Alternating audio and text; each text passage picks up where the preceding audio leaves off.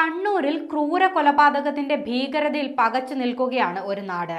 കണ്ണൂർ ജില്ലയിലെ കരുവെള്ളൂർ ഗ്രാമത്തിലാണ് ഈ കൊടും ക്രൂരത അരങ്ങേറിയത്. ചന്തേര പോലീസ് സ്റ്റേഷനിലെ CPO ദിവ്യശ്രീയെ ഭർത്താവ് രാജേഷാണ് ഇന്നലെ വൈകുന്നേരത്തോടെ വെട്ടിക്കൊലപ്പെടുത്തിയത്. വിവാഹമോചന നീക്കത്തിന് പിന്നാലെയായിരുന്നു ഈ കൊടും ക്രൂരത അരങ്ങേറിയത്. ഏറെ നാളായി അകന്നു കഴിയുകയായിരുന്നു ദിവ്യശ്രീയും ഭർത്താവ് രാജേഷും. 7ാം ക്ലാസ്സിൽ പഠിക്കുന്ന മകനും ദിവ്യശ്രീക്കൊപ്പമാണ് താമസം. മാസങ്ങൾക്ക് മുൻപ് അമ്മ മരിച്ചപ്പോൾ രാജേഷ് വീട്ടിൽ വന്ന് ബഹളമുണ്ടാക്കിയിരുന്നതായും നാട്ടുകാർ വ്യക്തമാക്കുന്നുണ്ട്. എല്ലാം മനഃപൂർവ്വമായിരുന്നുവെന്നാണ് നാട്ടുകാരുടെ അഭിപ്രായം. എങ്ങനെയെങ്കിലും കുടുംബം പോറ്റാൻ കിണഞ്ഞു പരിശ്രമിക്കുകയായിരുന്നു ദിവ്യശ്രീ. അങ്ങനെയാണ് ചന്തേര പോലീസ് സ്റ്റേഷനിൽ താൽക്കാലികമാണെങ്കിലും ലഭിച്ച ചുമതലയിൽ ജോലിയിൽ പ്രവേശിച്ചത്.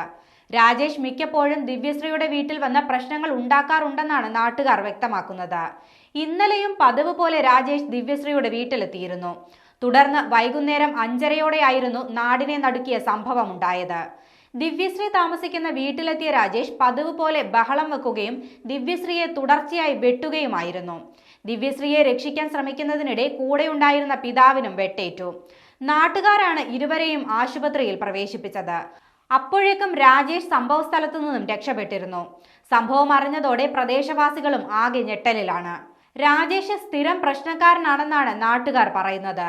ദിവ്യശ്രീയെ കൊലപ്പെടുത്തിയ ശേഷം രാജേഷ് നേരെ പോയത് പുതിയ തെരുവിലെ ബാറിലേക്കാണ്. വിവരമറിഞ്ഞെത്തിയ പോലീസ് ഇയാളെ പിടികൂടുകയായിരുന്നു. നിലവിൽ വളപട്ടണം പോലീസ് സ്റ്റേഷനിലാണ് പ്രതി രാജേഷ്. വൈദ്യപരിശോധനയ്ക്ക് ശേഷം ഇയാളെ പയ്യന്നൂർ പോലീസ് സ്റ്റേഷനിൽ എത്തിക്കും.